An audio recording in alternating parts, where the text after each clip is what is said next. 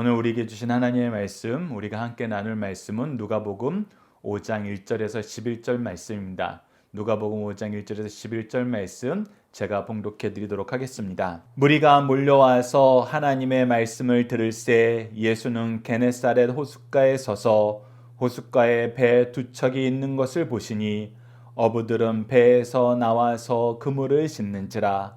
예수께서 한 배에 오르시니 그 배는 시몬의 배라. 육지에서 조금 떼기를 청하시고 앉으사 배에서 무리를 가르치시더니 말씀을 마치시고 시몬에게 이르시되 깊은 데로 가서 그물을 내려 고기를 잡으라.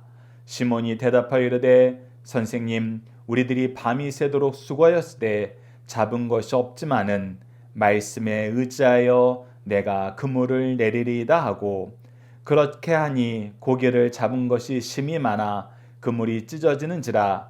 이에 다른 배에 있는 동무들에게 손짓하여 와서 도와달라 하니 그들이 와서 두 배의 채움에 잠기게 되었더라. 시몬 베드로가 이를 보고 예수의 무릎 아래에 엎드려 이르되 주여, 나를 떠나소서, 나는 죄인이로소이다 하니, 이는 자기 및 자기와 함께 있는 모든 사람이 고기 잡힌 것으로 말미암아 놀라고 세베대의 아들로서 시몬의 동역자인 야고보와 요한도 놀랐습니다. 예수께서 시몬에게 이르시되 무서워하지 말라. 이제 후로는 내가 사람을 취하리라 하시니 그들이 배들을 육지에 대고 모든 것을 버려두고 예수를 따르니라. 아멘. 오늘 말씀을 말씀에 의지하여 그물을 내리리이다 라는 제목으로 함께 말씀을 나누도록 하겠습니다. 오늘 본문 말씀은 저희들이 크게 두 단락으로 나눠서 볼 것입니다. 첫 번째가 1절에서 3절이고 그 다음이 4절에서 11절까지의 말씀 나누도록 하겠습니다. 먼저 1절에서 3절은 예수님은 왜 배 위에서 말씀을 가르치셨나요? 라는 내용을 한번 같이 묵상했으면 합니다. 이 단락의 키워드는 무리 가르치심입니다. 우선 우리가 지난주 4장까지의 말씀을 보면 예수님께서 회당에서 가르치실 때 회당에서 받아들이는 사람들이 있었고 받지 않는 사람들도 있었습니다. 그리고 갈수록 예수님에 대한 공격은 우리가 공간복음을 통해서 확인하는 것처럼 점점 심해지고 있어요. 그래서 회당에서 가르치는 것이 여의치 않은 상황이 있었습니다. 그런데 예수님께서는 멈추지 않으세요. 가르치는 거 멈추지 않으세요. 선포하는 거 멈추지 않으세요. 사람들 고쳐주는 거 멈추지 않으세요. 그래서 teaching, preaching, healing 이 세 가지는 예수님께서 멈추지 않고 계속 하신 거였습니다. 예수님이 이 일을 할 때는 두 가지 방법이 있었어요. 먼저 찾아가서 가르치시고 선포하시고 고치는 게 있었고, 찾아오는 사람들에게 가르치시고 선포하시고 고치는 것이 있었습니다. 오늘 본문 말씀은 이제 후자에 속합니다. 1절을 보십시오. 무리가 몰려와서 하나님의 말씀을 들으세요라고 얘기합니다. 즉 예수님이 찾아가기 전에 이제 예수님의 말씀을 기다릴 수가 없는 거예요. 우리 마을에 언제 오실지 모르는 거예요. 그러니까 예수님의 계신 곳으로 찾아오게 됩니다. 우리가 다른 말씀을 통해서 보게 되는 것은 이 찾아오는 모습을 예수님이 어떻게 여기세요? 목자 없는 양같이 유리하는 것으로 보고 도리어 더 많은 말씀을 가르쳐 주십니다. 오늘 본문 말씀도 그와 같습니다. 찾아왔어요. 그리고 말씀을 듣고 싶어 해요. 그래서 어떻게 하세요? 예수님께서 새로운 방법을 찾으십니다. 그 방법이 뭐예요? 호숫가에 있는 배 위에 올라가서 일정 거리를 뛰고, 즉 질서를 유지하고 사람들이 들을 수 있고 예수님이 편하게 말씀하실 수 있는 그런 방법을 찾으셔서 연구하셔서 계속해서 말씀을 전하는 것입니다. 말씀을 가르치는 걸 멈추지 않는 것입니다. 이것을 우리가 함께 묵상할 말씀을 통해서 한번 봅시다. 하나님의 일꾼들은 이 말씀 전하는 것을 어떻게 여겼는지 우리가 한번 확인해 보도록 하겠습니다. 우선 사도행전 19장 8절로 9절에 사도 바울의 예를 한번 보도록 하겠습니다. 바울이 회당에 들어가서 석 달 동안 담대히 하나님 나라에 관하여 강론하며 권면하되, 즉 이 말씀을 믿을 수 있도록 계속 논리적으로 구조적으로 역사적으로 설명하는 거예요. 그랬는데 어떤 일이 발생합니까? 어떤 사람들은 마음이 굳어 순종하지 않고 도무지 이 말씀을 받으려고 하지 않는데, 그 이유는 뭐예요? 마음이 굳었다는 거예요.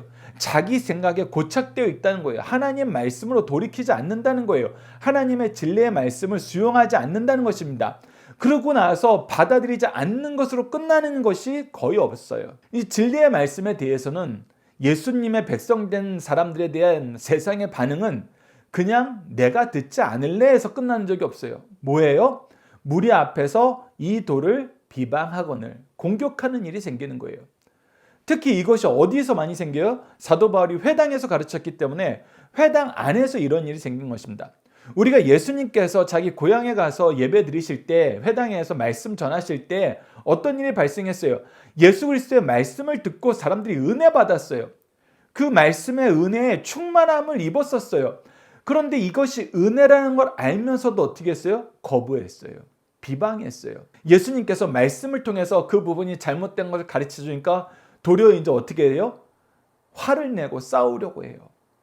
그리고 더 나아가서 어떻게 해요? 예수님을 절벽 아래로 밀어서 죽이려고 해요.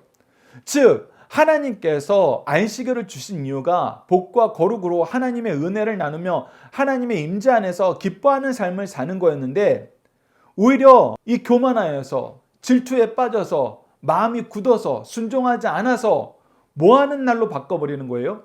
싸우는 날로, 저주하는 날로, 죽이는 날로 바꾸는 거예요. 이것이 항상 일어납니다. 그래서 우리가 주의해야 돼요. 교회는 우리가 비방하고 싸우는 장소가 아닙니다. 하나님의 복과 거룩함을 우리가 누리고 나누는 날이에요.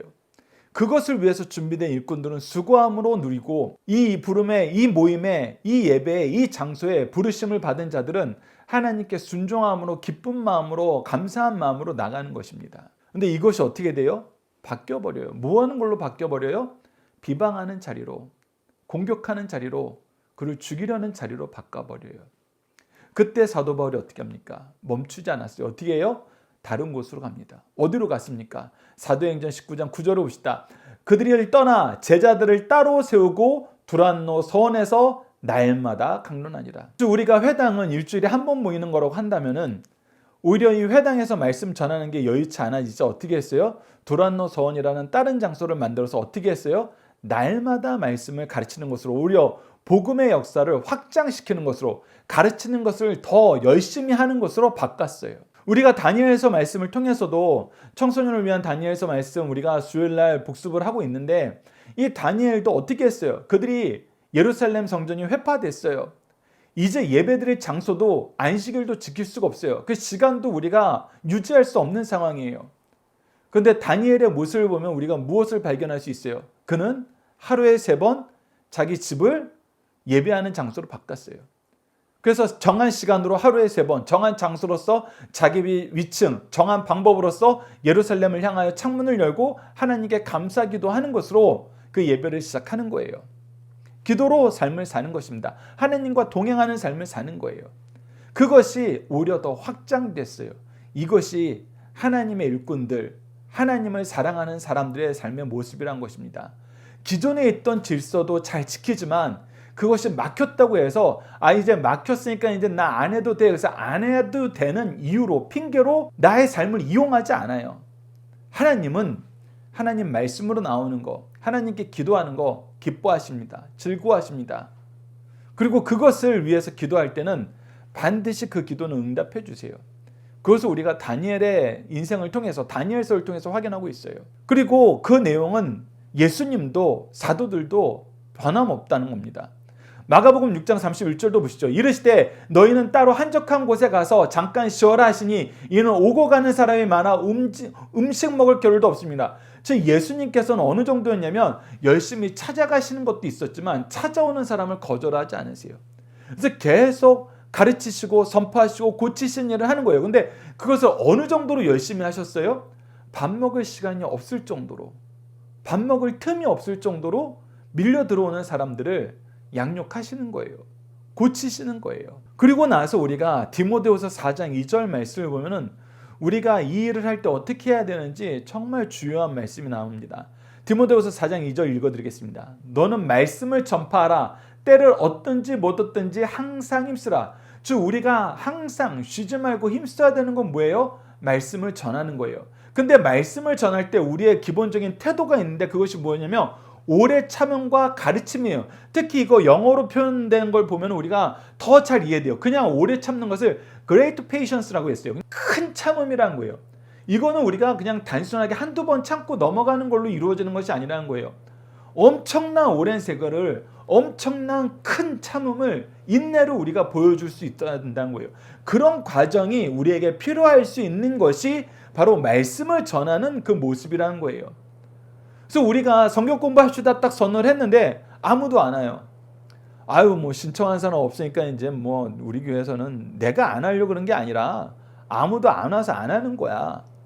이렇게 얘기하고 넘어갈 수 있어요. 근데 예수님을 보세요. 예수님은 어떻게 하셨다는 거예요? 아무도 안 와요? 어떻게 하셨어요? 찾아가셨어요. 너무 많이 와요? 아이 나머지는 다음에 하십시오. 지금 숫자가 꽉 차고 더 이상 하기 힘듭니다. 그게 아니었어요. 시간과 장소를 따로 또 떼어놓고 더 수고하시는 거예요. 그래서 이 오래 참음과 가르침인데 이 가르침에 대해서는 careful instruction이에요. 매우 주의 깊게 살펴본다는 거예요. 주의 깊게 이 일을 실행한다는 거예요. 준비한다는 거예요. 실천한다는 거예요. 그러니까 우리가 이것을 그냥 내가 원하는 방식대로 나는 이 방식으로 준비했으니까 여러분들 따라올 테면 따라오시고 안 되면 하지 마세요. 이게 아니라 오히려 우리 입장에서 주는 사람 입장에서 더 주의 깊게 면밀하게 살펴서 이 교육을 받을 수 있도록 우리가 챙겨줘야 된다는 거예요. 이 지도를 반복적으로 해야 된다는 거예요. 오늘 예수님이 배를 밖으로 좀 띄워놓고 질서를 유지된 상태에서 많은 사람들이 함께 이 말씀을 들을 수 있는 그 방법을 주의 깊게 만들어내시는 것처럼 우리도 그런 과정을 겪어야 된다는 것입니다. 그리고 뭘 해야 된다는 거예요? 경책하고 경계하고 권해야 되는데 경책한다는 것은 고쳐준다는 것입니다. 경계한다는 것은 이게 틀린 거에 대해서 비난하는 거예요. 우리가 지적하는 겁니다. 그 기준이 되는 것으로 돌아오도록 뭐 하는 거예요? 권면하는데 이 권면이 야 좀 고쳐봐 하는 게 아니라 우리가 힘을 주는 거예요. 인커리지 하는 거예요. 용기를 주는 거예요. 담대하게 만드는 겁니다. 담대하게 만드는 것은 여러분들 사실은 쉬워요. 제 입장에서는 굉장히 쉽습니다. 왜? 저도 못했으니까. 그래서 이것을 전할 때는 나의 약함이, 나의 모자름이, 나의 어리석음이 때로는 많은 사람들에게 용기를 줄 때가 있어요. 저는 제가 이전에 사역하던 교회에서 그 얘기를 자주 해요. 여러분들은 안 믿으시겠지만 저는 정말 설교라는 거, 말씀 나누라는 거 이런 거 전혀 못했던 사람입니다. 제 고향교회에 고등학교 친구들이 있는데 고등학교, 중학교를 같이 나온 아이들은 친구들은 알아요. 제가 얼마나 부족했는지, 미련했는지, 무식했는지. 근데 하나님이 그 가운데에서도 저를 위해서 미리 일하시고 함께 역사하시고 결과를 책임져 주시는 거예요. 그래서 하나님이 가라 하는 길을 그 길을 가면은 항상 부족함이 없었어요. 항상 실패가 없었어요. 그래서 용기를 얻게 돼요. 하나님이 나도 써주셨는데 너를 얼마나 크게 쓰겠니? 제가 저희 가족들한테도 이 얘기를 자주 해요. 찬주의 아빠는 어렸을 때 너만큼 못했어. 너처럼 성격이 좋지도 못했고 아빠는 정말 문제를 많이 일으켰었어. 성품도 그렇게 좋지 못했어. 그래 어려서부터 말씀을 듣는 거, 이 교회에 순종하라는 거 잘 못했어. 근데 너는 너무 잘하고 있어. 아빠보다 훨씬 나. 그래서 아빠가 확신을 가지고 있어. 하나님이 아빠에게 했던 것보단 너에게 더 많이 주실 거야. 더 큰 은혜를 주실 거야. 더 큰 일도 하게 하실 거야. 그래서 제 입장에서는 용기를 준다는 것은 너무나 쉬워요. 그리고 이것을 쉽게 저를 교본으로 삼으신 하나님의 은혜가 감사해요. 그래서 우리가 이것을 계속할 수 있는 것입니다. 경책과 경계와 권하는 것. 수정해주고 잘못된 건 계속해서 얘기하고 그리고 거기에서 벗어날 수 있다고 우리가 용기를 보돋아주는 이 삶. 이것을 우리가 쉬지 말아야 된다는 것입니다. 예수님도 제자들을 향하여 이 일을 얼마나 열심히 하셨어요. 사도들도 이 모범을 우리에게 얼마나 열심히 보여줬어요. 그래서 우리가 나는 할 만큼 했어 라고 끝낼 수가 없어요. 그거는 내가 무엇인가를 이룩했으면은, 내가 무엇인가를 쟁취했으면은, 나의 업적이거나 나의 경건이면 내가 그럴 수 있어요. 그런데 나의 나된 것이 뭐였어요? 전부 은혜였어요. 우리가 이렇게 말씀 나누는 것도 내가 열심히 한 것 같지만 사실 되돌아보면은 그 근본 시작은, 그 준비하심은, 이것을 할 수 있도록 나에게 힘 주심은, 이것을 통해서 은혜 받게 하심은 다 하나님의 일이었어요. 다 하나님의 역사였어요. 그래서 감사할 수밖에 없어요. 은혜의 빚진 자로서 하나님 앞에 더더욱 머리 숙여 충성할 수밖에 없어요. 그래서 적당이라는 거, 이 정도면 됐지라는 거, 사실 이 얘기 함부로 꺼내기가 너무 힘들어요. 그 얘기를 꺼내는 순간 내가 원하는 일로 급속히 빨려 들어가는 거예요. 하나님이 나에게 맡긴 일을 하는 것이 아니라. 그래서 여러분들 이 내용을 항상 기억하시면서 예수님이 하셨던 것처럼 우리도 하자. 하나님이 우리에게 명하신 그 길을 우리가 순종함으로 나아가자. 이 마음으로 함께 말씀을 계속 이어서 보도록 하겠습니다. 자, 두 번째 단락은 4절에서 11절인데 두 부분으로 우선 나눠서 보도록 하겠습니다. 두 번째 단락 첫 번째가 4절에서 7절입니다. 우선 이 전체 단락은 무슨 내용으로 함께 묵상했으면 하냐면, 예수님이 베드로가 고개를 잡을 수 있도록 인도하신 이유는 무엇인가요? 라는 이 질문에 대한 답을 한번 찾아보도록 하겠습니다. 키워드는 전문 분야라는 거예요. 고기 잡는 것은 예수님의 전문 분야가 아니라 베드로, 안드레, 야고보 이 사람들의 전문 분야예요. 그런데 누구의 명령이 있었어요? 예수님의 명령이 있었어요. 그 명령에 무엇한 거예요? 오늘 본문 제목처럼 말씀에 의지하여 그물을 내리리다, 이 말씀처럼 순종한 거예요. 근데 순종했는데 이것이 어떻게 회개의 역사로 이어지는지, 나는 죄인입니다, 나를 떠나서 왜 이 회개의 역사로 이어졌는지 우리가 이 말씀을 읽으면서도 그랬나 보다 하고 넘어가는데, 여러분들 이 내용을 아셔야 돼요. 어떻게 이 역사가 회개의 역사로 이어지는가, 이것을 모르면 우리가 그랬나 보다 하고 우리는 이 회개의 은혜를 못 누리게 돼요. 근데 회개의 은혜를 누리는 게 너무나 중요하거든요. 그때 무엇이 이루어져요? 예수 그리스도의 부르심의 역사가 이루어지고 우리가 우선순위가 완전히 뒤바뀌는 걸 경험하게 됩니다. 오늘 베드로와 안드레와 요한이 이 내용을 어떻게 경험하는지 우리가 함께 보도록 하겠습니다. 자, 4절 말씀을 봅시다. 말씀을 마치고 시몬에게 이르시되 깊은 데로 가서 그물을 내려 고기를 잡으라. 자, 예수님께서 말씀을 가르칠 때 이 베드로가 어디 있었을까요? 이 말씀을 듣는 자리에 있었어요. 예수님 앞에서 말씀을 듣는 자리에 있었습니다. 그러면 무엇을 경험했을까요? 예수님의 말씀을 왜 이렇게 찾아와서 듣는 거예요? 그 말씀이 서기관들과 다르고 하나님의 권위가 있다는 거예요. 하나님의 진리의 역사가 있다는 거예요. 하나님의 지혜의 영이 함께하고 있다는 거예요. 그걸 경험했으니 우리가 예수님을 통해서 말씀을 듣는 순간 예수님이 우리가 누구라고 인정할 수밖에 없어요. 최소한 선지자예요. 최소한 선지자. 그런데 세례 요한의 선언부터 받던 사람들은 예수님을 누구로 믿고 따르고 있어요? 메시아로 믿고 따르고 있어요.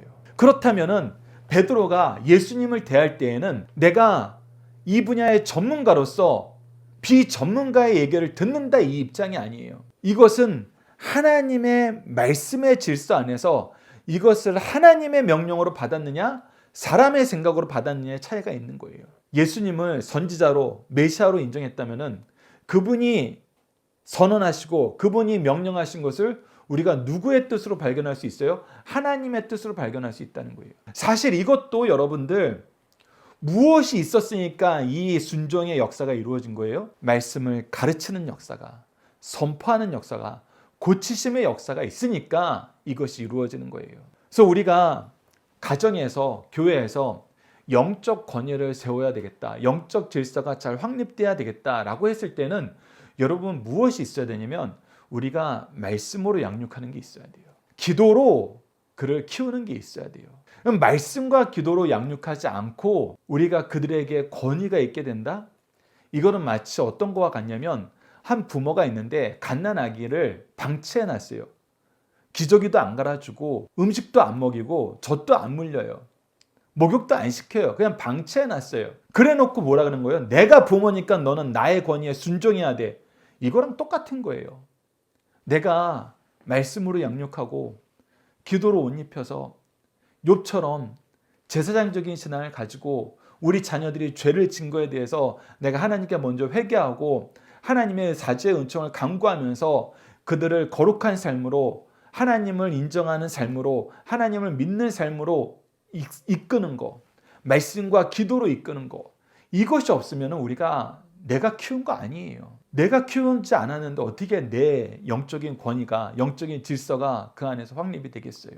내가 부모가 아닌데 어떻게 부모라고 노릇을 해요? 그래서 여러분들 이 내용 기억하십시오. 예수님께서 말씀을 선포하시는 거, 가르치시는 거에 베드로가 대상이 돼 있어요, 지금. 그렇기 때문에 이 선지자로서, 메시아로서 말씀하신 이 말씀에 무엇하게 되는 거예요? 순종하게 되는 거예요. 순종하게 되는 것입니다. 그래서 시몬이 이렇게 얘기하는 거예요. 시몬이 대답하여 이르되 선생님 우리가 밤이 새도록 수고하였을 때 잡은 것이 없지만은 제가 이 분야의 전문가이고 이 지역에서 제가 잔뼈가 굵은 사람입니다. 그래서 이 지역에서 물고기 잡는 것은 저보다 더 뛰어난 사람이 없어요. 근데 제가 모든 수단을 다 동원해서 내가 건성으로 일하지 않았어요. 밤새 일했어요. 밤새. 근데 이런 날이 있어요. 이런 날이 있을 수 있죠. 근데 이런 날이 있을 때는 우리가 접어야 돼요. 이제 쉬어야 돼요. 쉬어야 될 때예요. 근데 내가 쉬는 거, 정리하는 거 이거 미뤄두고 뭐 했어요? 주님의 말씀 들었어요. 그러면 최소한 우리가 좀 답답하고 내가 내 권위를 세우려면 뭐라고 얘기할 수 있어요? 아 이제 좀 그만하세요. 제가 쉬어야 되는데 못 쉬고 예수님 도와드렸잖아요.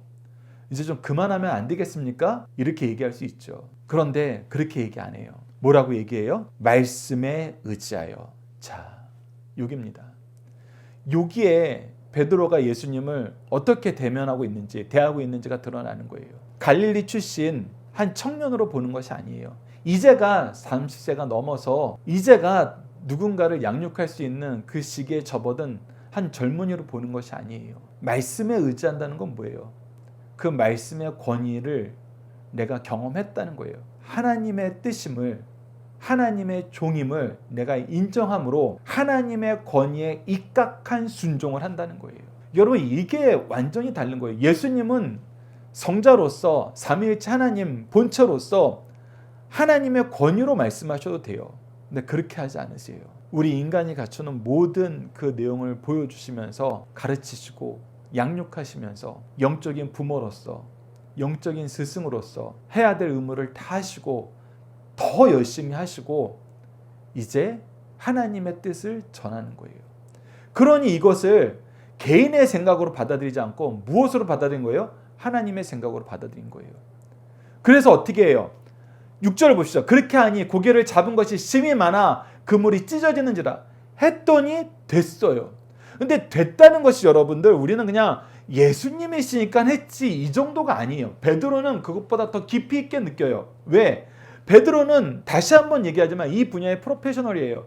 이것이 되고 안 되고 가능성이 얼마나 있고 얼마나 없고 이것을 경험상으로 데이터상으로 수치상으로 이미 다 빠삭한 사람이에요. 그래서 안 되는 줄 알지만 말씀의 권위에 순종하여서 하나님의 종으로 인정하여서 했더니 무엇이 된 거예요? 하나님의 은혜의 역사가 이루어진 거예요. 근데 이 은혜의 역사가 본질이 뭐냐는 거예요. 본질이. 이것은 창조주의 능력이라는 거예요. 나의 작은 순종이 무엇의 순종을 보게 만든 거예요? 피조물이라도 주님의 뜻에 순종하게 된다는 걸 보여주는 거예요. 바로 이 부분에 큰 차이가 있는 것입니다. 베드로가 느끼는 이 감동은 예수님이 그냥 일반 선지자가 아니구나. 창조주의 권위를 가지고 계시는 근본 본체이신 거룩하신 분이구나 라는 것을 경험하게 된 것입니다. 그래서 우리가 8절 이후에 그 회개의 역사가 나오는 거예요. 그가 지금 누구 앞에 있는 걸 아는 거예요? 그리스도 앞에, 하나님이 보내신 메시아 앞에, 하나님의 아들 앞에, 즉 하나님의 임재 앞에 있다는 것을 그가 인정했기 때문에 나의 죄된 것이 부끄러워질 수밖에 없어요. 왜? 그분의 거룩하심 안에 내가 들어왔기 때문에. 우리가 이 부분에서 잠깐 함께 묵상할 말씀을 통해서 잠시 이 두 번째 단락 첫 번째 부분의 내용을 보도록 하겠습니다. 신명기 30장 20절로 상반절을 보십시오. 내 하나님 여호와를 사랑하고 그의 말씀을 청종하며 또 그를 의지하라. 그는 내 생명이시오 내 장수시니라. 그래서 우리가 하나님의 은혜 안에서 사는 거, 생명을 얻는 삶을 사는 거, 승리하는 삶을 사는 거, 거기에 첫 번째 단락은 뭐다? 하나님을 사랑하고 그 말씀을 청종하여 그 말씀을 의지하는 것이다. 의지한다는 것은 순종하는 것과 동일해요. 내가 그 말씀에 순종하는 거예요. 그 말씀을 의지하여서 내가 그 말씀에 업혀서 가는 거예요. 이끌려서 가는 거예요. 잠언 16장 20절도 보십시오. 상가 말씀에 주의하는 자는 좋은 것을 얻나니 여호와를 의지하는 자는 복이 있느니라. 그래서 말씀을 의지하고 순종하는 삶이 중요하다는 겁니다. 마태복음 6장 33절도 보시죠. 그런즉 너희는 먼저 그의 나라와 그의 의를 구하라. 그리하면 모든 것을 너희에게 더하시리라. 그래서 하나님의 뜻과 함께하는 거, 하나님의 나라의 일을 함께하는 거, 그것을 할 때는 하나님께서 우리에게 필요한 거 주세요. 우리의 기도 응답하신다는 것입니다. 빌립보서 3장 8절로 9절을 보십시오. 또한 모든 것을 해로 여김은 내 주 그리스도 예수를 아는 지식이 가장 고상하기 때문이라. 그래서 나에게 가장 소중한 거, 가장 은혜되는 거, 가장 높은 거, 가장 핵심이 되는 거, 가장 먼저 되는 건 뭐다? 예수 그리스도다. 예수 그리스도의 길을 가는 것이다. 그와 동행하는 것이다. 그가 주신 사명을 내가 실천하는 것이다. 그래서 내가 그를 위하여 모든 것을 잃어버리고 배설물로 여기면, 그래서 내가 이것을 소유하게 되고 이것을 통해서 얻는 기쁨을 보니까 내가 이전에 세상에서 누렸던 모든 기쁨보다 비교할 수 없더라는 거예요. 그래서 차라리 이것이 무엇으로 여겨도 합당하냐면 배설물이다. 배설물. 우리가 배설물 소중하게 여깁니까? 일부 분야에서 소중하게 여기죠. 근데 그것도 철저하게 목적이 있는 거예요. 그 목적이 없으면은 배설물은 우리에게 필요한 게 아니에요. 내 옆에 둬서 좋을 게 하나도 없는 거예요. 근데 지금 여기서 배설물로 여긴다는 것은 뭐 하길 즐거워하는 거예요? 내가 그 옆에 있길 즐거워하는 거예요. 내가 세상 것에 옆에 있는 것은 완전히 배설물을 옆에 끼고 사는 것 같고, 예수 그리스도를 내 옆에 두는 것은 이 세상에서 가장 행복하고 멋진 일이란 거예요. 아름답고 기쁜 일이란 거예요. 그래서 그리스도를 얻고 그 안에서 발견되려면, 그래서 내가 그리스도를 소유하게 되고 내가 그리스도 안에 있음을 세상 사람들도 발견하고 나도 그것이 발견되는 삶을 살 때 기쁘다는 거예요. 내가 나 스스로 원하는 것을 이루면서 죄와 타협하고 죄와 빠지고 죄에게 이용되고 죄와 짝하는 삶을 사는 것보다는 예수 그리스도와 함께하면서 거룩함으로, 의로움으로, 지혜로 충만한 삶을 사는 것이 훨씬 더 좋다는 거예요. 내가 가진 은은 율법에서 난 것이 아니요 오직 그리스도를 믿는 믿음으로 말미암는 것이니 곧 믿음으로 하나님께부터 나느라. 그래서 하나님께서 우리에게 온전하게 주시는 완전한 을을 내가 그리스도를 믿는 믿음 안에서 얻게 되는데, 하나님이 주신 것보다 더 완전한 은은 우리가 이 세상에서 구경할 수가 없다는 거예요. 비교할 수가 없다는 거예요. 그래서 이 의로운 통치 안에서 사는 것이 우리가 가장 행복하다는 거예요. 여러분, 우리가 지금 민주주의 사회를 산다 그래도 누구의 통치가 더 좋고 나쁜다는 걸 우리가 비교해서 판단할 수 있잖아요. 그런데 사람들의 통치는 다 거기서 거깁니다. 그 통치 기간이 끝났을 때 우리가 박수 쳐본 적이 한 번도 없잖아요. 대한민국 역사는 참 안타까운 역사이면서 이 안타까운 역사가 우리가 영적으로는 큰 교훈을 줍니다. 누가 있어요 지금? 그런데 박수치뿐만 아니라 영원히 행복하고 영원히 복된 통치는 하나님의 통치라는 거예요. 그것을 우리가 알고 기뻐할 때 우리 삶의 내용은 완전히 변한다는 것입니다. 그래서 이제 8절에서 11절 두 번째 단락 부분을 보도록 하겠습니다. 자, 8절을 보시죠. 시몬 베드로가 이를 보고 예수의 무릎 아래 엎드려 이르되 주여 나를 떠나소서. 주여 나를 떠나소서. 주님이라고 인정하는 거예요. 내 주권자, 내 생명의 부여자, 나의 통치자, 내가 영광 돌려야 될 분이라고 인정하는 거예요. 근데 뭐예요? 나를 떠나소서. 왜? 나는 죄인이로소이다. 이거 우리가 두 가지 의미가 있다는 걸 아시죠? 우선 죄인 되었을 때 우리가 하나님의 영광을 감당할 수가 없어요. 우리 죽게 돼요. 그래서 이것은 살려달라는 표현하고 일치돼요. 살려주십시오. 제가 죽을 까닭이 무엇입니까? 모세가 하나님의 영광을 보고 왔는데도 멀쩡한데 하나님의 임재가 목소리로만 들렸을 때 이스라엘 백성이 다 죽을 것 같았어요. 그래서 모세한테 부탁하는 거예요. 당신이 다시 듣고 오시오. 당신이 듣고 온 그 말씀을 우리가 하나님 말씀으로 받겠습니다. 우리가 죽을 까닭이 어디 있습니까? 우리가 죄가 오염된 상태에서, 죄가 우리 삶을 주관하고 있는 상태에서 하나님의 영광을 맛보게 되면 이 고백이 나올 수밖에 없어요. 저 죄인입니다. 저 잘 살려주세요. 동시에 뭐예요? 은혜를 간구하는 거예요. 그 은혜가 너무 좋습니다라는 표현이에요. 그 은혜가 너무 좋습니다. 근데 감당 안 되는데 어떻게 합니까? 이 두 가지 의미를 다 포함한 얘기인 것입니다. 그때 예수님은 뭐라 그러세요? 10절 후반절을 보시죠. 무서워하지 말라. 이제 후로는 내가 사람을 취하리라. 즉 앞서 얘기한 거지만 이 베드로가 밤새 허탕을 쳤는데 예수님 말씀에 순종해서 속된 말로 대박을 터뜨려서 그것이 행복한 게 아니었어요. 그것은 이제 이미 자기 뇌리 속에 엄두도 안 나고 있어요. 고려의 대상이 아니에요. 오직 예수님께서 보여주신 이 창조주의 권세, 위엄, 능력을 통해서 나의 죄인됨을 고백하고 오로지 하나님의 은혜를 간구하는 삶을 사는 거예요. 그랬는데 그때 예수님의 입을 통해서 선언되는 게 뭐예요? 나를 따르라. 나를 따르라. 네가 사람 낚는 어부가 되리라. 네가 나의 일꾼이 되리라.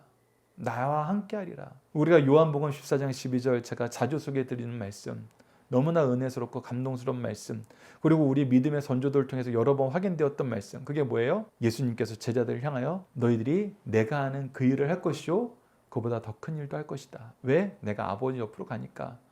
아버지 옆으로 가는데 우리가 어떻게 그렇게 할 수 있어요? 바로 성령을 우리에게 보내주셔서. 그것이 사도행전 역사 아닙니까? 그래서 예수님의 이 부르심이 내가 속된 말로 대다박을 터뜨렸던 그 물고기하고 비교가 안 되는 거예요. 그래서 어떻게 해요? 11절 보시죠. 그들이 배들을 육지에 대고 모든 것을 버려두고, 내가 허탕쳐서 아유 나 이제 어떻게 살아야 돼, 오늘 하루 깝깝하겠네, 이번 주는 좀 힘들겠네, 이런 생각을 했을 수도 있어요.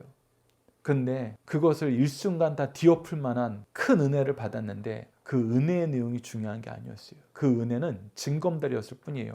무엇을 향한 징검다리? 예수님이 누구신지 믿게 만드는 징검다리, 그리고 예수님의 부름에 내가 즉각 순종할 수 있는 징검다리였을 뿐이에요. 여러분들 간곡히 부탁드립니다. 징검다리에 멈춰서 머뭇거리지 마세요. 하나님이 우리에게 주신 어떤 세상적인 축복, 순간적인 만족, 그것보다 본질적이고 영원한 것은 우리가 그리스도의 제자 되는 겁니다. 그리스도의 일꾼 되는 거예요. 우리도 가르치는 일에, 선포하는 일에, 고치는 일에 동참하는 거예요. 우리도 영적인 자녀를 양육하는 것입니다. 우리도 예수 그리스도의 사랑으로 사랑하고 예수 그리스도의 심령으로 용서하고 예수님이 우리에게 하셨던 것처럼 섬기는 삶을 사는 것입니다. 그러지 않고 순간 내가 원했던 것을 얻었다고 거기에 멈춰져 있으면 여러분들 징검다리 위에선 우리가 살 수 없어요. 여러분 이 내용을 여러분들 기억하시면서 함께 묵상할 말씀 마저 보고 우리에게 중심사상 보도록 하겠습니다. 우선 이사야서 6장 5절입니다. 그때 내가 말하되 화로다 나여 망하게 되었도다. 나는 입술이 부정한 사람이요 나는 입술이 부정한 백성 중에 거주하면서 만군의 여호와이신 왕을 배웠음이로다 하였더라. 즉 우리가 하나님을 만나면은 우리가 망하게 되었도다. 우린 부정한 사람입니다. 우린 죄인입니다. 인정할 수밖에 없다는 거예요. 그리고 이사야서 6장 8절을 보시죠. 내가 또 주의 목소리를 들으니 주께서 이르시되 내가 누구를 보내면 누가 우리를 위하여 갈까 하시더니 그때 내가 이르되 내가 여기 있나이다. 나를 보내주소서.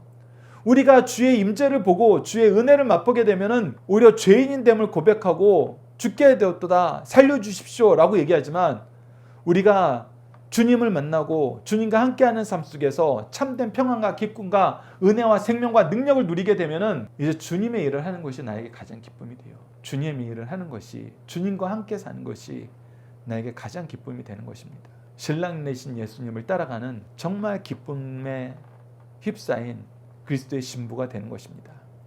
중심사상 하나씩 보도록 하겠습니다. 첫 번째는 복음을 전할 때에는 시간과 장소가 허락되지 않아도 계속해야 된다는 것입니다. 예수님께서는 회당에서 전도가 막힐 때 그가 계시는 곳, 사람들이 있는 곳에서 지체하지 않고 복음을 전했습니다. 본문에서는 게르사의 호숫가에서 무리가 모여들자 거기 있는 배를 타시고 무리들을 강변에 모으시고 복음을 전했어요. 우리도 환경 탓하지 말고 언제 어디서나 복음을 전하는 그리스도의 일꾼이 됩시다. 두 번째, 그리스도의 명령이면 순종하는 길 외에는 다른 길이 없습니다.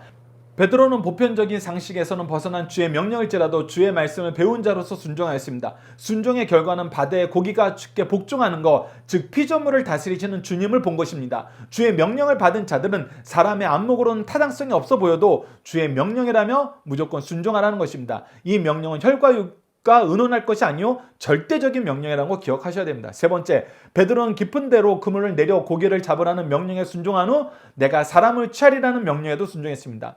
베드로는 예수님 앞에 죄인임을 깨닫고 자기 멋대로 자기 살고 싶은 대로 살 수 없음을 알게 되었어요. 이때 예수께서는 놀라운 경험을 한 베드로에게 무서워 말라, 이제 후로는 내가 사람을 취하리라고 말씀하셨습니다. 지금까지는 고기의 생명을 죽이기 위한 고기를 잡았지만 이제부터는 사람에게 새 생명을 주기 위한 사람을 사로잡는 자가 될 것이라는 것이 주님의 복된 선언이었습니다. 그리고 이 선언에 순종하는 모습을 보였습니다. 우리 함께 기도하기 내용을 통해서 기도하도록 하겠습니다. 함께 기도하시겠습니다. 우리를 구속사의 능력 있는 일꾼으로 세우시는 하나님, 자격 없는 우리에게 은혜를 더하시고 하나님 나라의 일꾼으로 부르시고 세우시고 열매 맺게 하심을 감사합니다. 순종이 복의 시작이고 순종으로 하나님의 일꾼으로 능히 주신 일을 감당할 수 있는데 우리 삶 속에서 순종하지 못할 이유, 않을 이유를 너무 많이 만들고 있음을 용서하여 주소서. 순종함으로 하나님이 준비하신 일, 하나님이 함께 하시는 일, 하나님이 경과를 책임져 주시는 일을 경험하게 하시고 하나님의 말씀이 삶의 우선순위가 되고 하나님의 일이 삶의 목표가 되어 하나님의 놀라운 역사의 중심 인물이 되도록 도와주소서. 예수님 이름으로 기도드립니다. 아멘.